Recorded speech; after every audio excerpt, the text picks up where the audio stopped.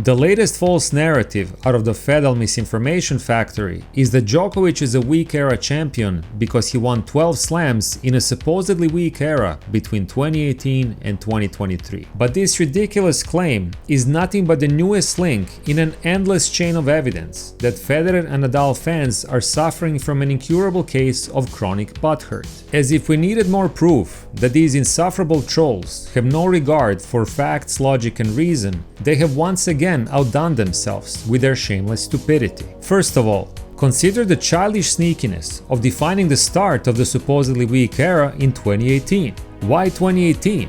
Why not 2017?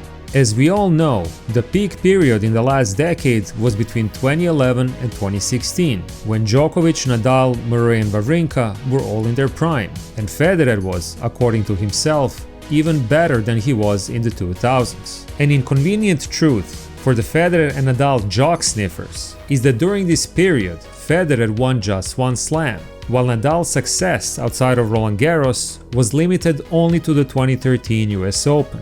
Then 2017 rolled around, and as soon as Djokovic was sidelined with an elbow injury, surprise surprise, both started winning again. In 2017, Federer broke his streak of 4 consecutive seasons without a slam, and Nadal won his first non-clay slam in 3 years. According to their delusional fans, this sudden resurgence had nothing to do with Novak's absence. And of course, the fact that their comeback ended right when Djokovic returned in 2018 is just another coincidence. But back to the original question, wouldn't it make more sense to mark the beginning of the allegedly weak era in 2017, when Djokovic wasn't playing, instead of 2018 when Djokovic came back? Of course it would. But Fedel cultists don't care for logic, they just want to discredit Novak. Let's look at 2019, right in the middle of this so-called weak era. Nadal reached the semifinals in all 4 slams, made 3 finals and won 2 of them. Federer came within a point of winning Wimbledon, only to be denied by Djokovic in an epic final. Novak beat Nadal in the Australian Open final, lost to Dominic Thiem at Roland Garros, beat Federer at Wimbledon and lost to Wawrinka in the US Open. When Fedel fans claim that Djokovic had it easy, this is the weak competition they're referring to. Djokovic continued to have it easy in 2020 when Wimbledon was cancelled and he was disqualified from the US Open. His lucky streak continued in 2022 when he was deported from Australia and banned from the US Open. Novak's road to greatness has clearly been paved with roses and rainbows. And let's not forget that as early as 2022, all of the Fedel fans jumped on the Alcaraz bandwagon and proclaimed him as Djokovic's kryptonite. After all, Alcaraz was the favorite in the 2023 Roland Garros before Djokovic beat him.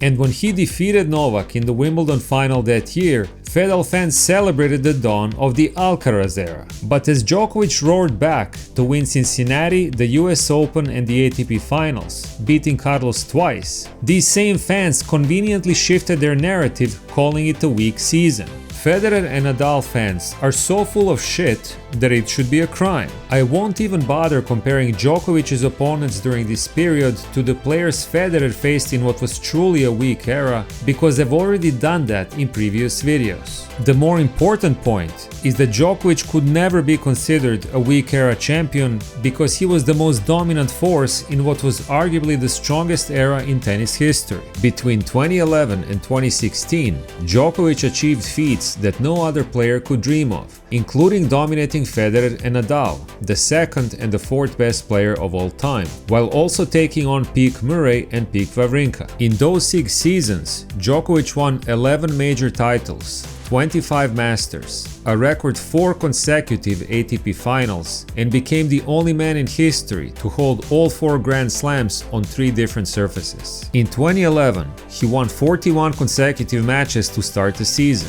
set the record with 5 Masters titles in a single season, went 4-1 against Federer, and brutally obliterated peak Nadal, beating him in all 6 matches they played, including 2 straight-set victories on clay. Yes, this was peak Nadal in 2011, because all 6 matches they played were in finals, 2 Slam finals and 4 Masters finals. You don't have to believe me, listen to Nadal himself. In 2011, my problem was Djokovic, because I was winning against everybody and losing against him the final.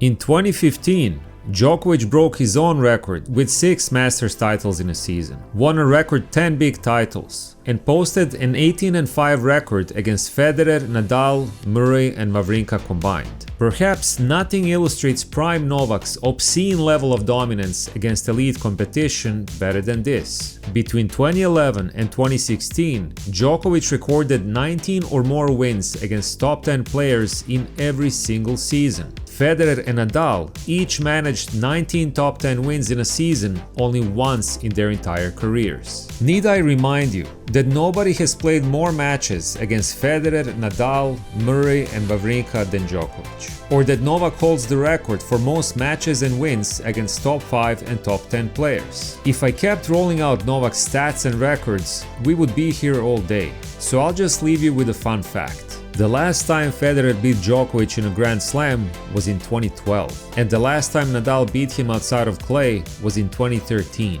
So the idea that Novak benefited from their absence is ridiculous. It is them who needed Djokovic out of their way so that they could win. If Federer and Nadal fans want to label somebody as a weak era champion, they should look no further than their own favorites. Thank you for watching, and I will talk to you soon.